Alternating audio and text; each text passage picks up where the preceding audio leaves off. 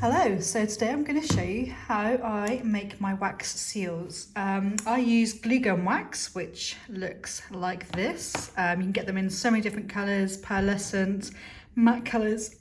You can even get them transparent, you can put little flowers in it, you can do all sorts of fun things. The next thing that we need, obviously, is a wax seal stamp. I really like floral stamps. You can get them from lots of different places. This one I believe is actually from Amazon.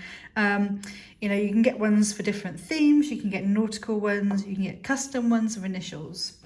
The next thing like that is our glue gun. I tend to use a different glue gun for different wax seal colours. So you can see this one is more of the pinky tones.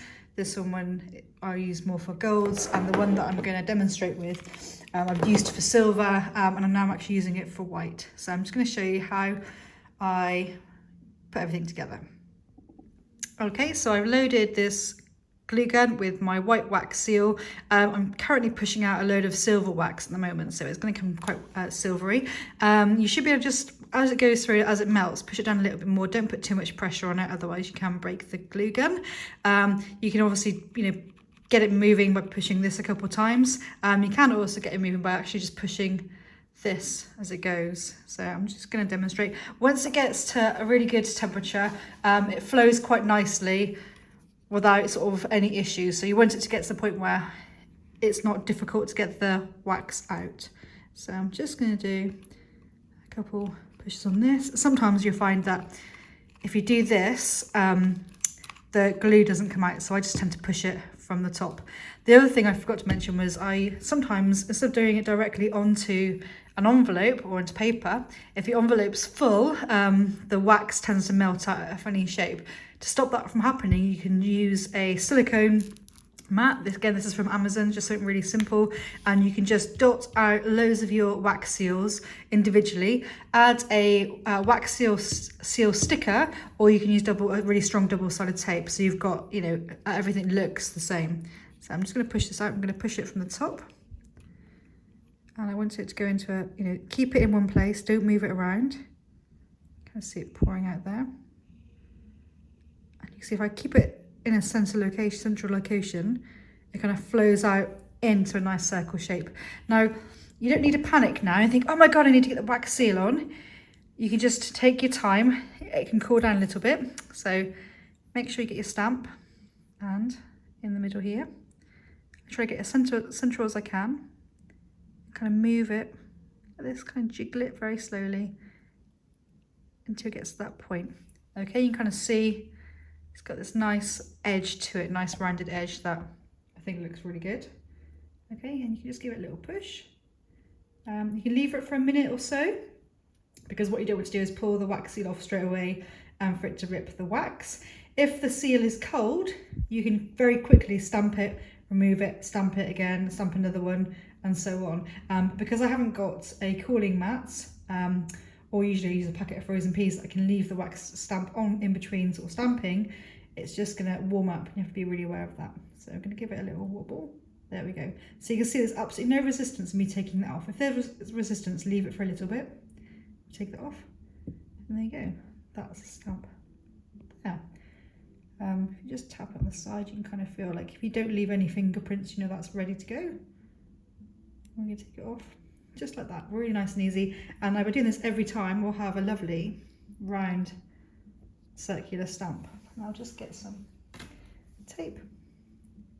Here we go. Pop it on there. And then when I'm ready to use it, just rip that off. Get the back of your envelope. Easy. The other way, and you can just add it to the back of your envelope like this. Okay, and you can see how it looks. And then by doing that, again, all of them are going to look exactly the same. That's good. Okay, so let's try it directly onto an envelope. Now, there's no friction on this. It won't pull any wax through. They're really fussy like that, so I tend to just get another wax bit here and then just push it through. Okay, so I'm always aiming for the middle, thinking about how I want it to look. So I'm going to push it out,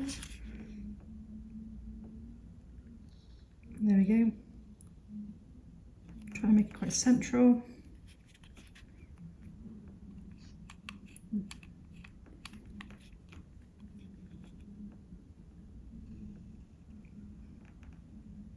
Trying to make it circular as I can, and I like to have more wax than you think you need, because I like to have a really nice fat wax seal. So I'm just trying to get it nice and circular. Okay, you don't need to panic to make sure the seal goes on there.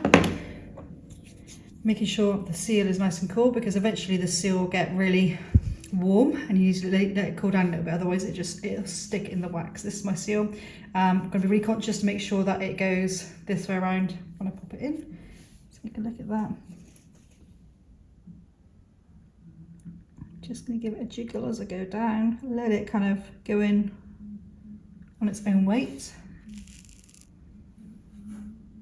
Give it a little bit of pressure, not too much. Just going to let that cool down a bit.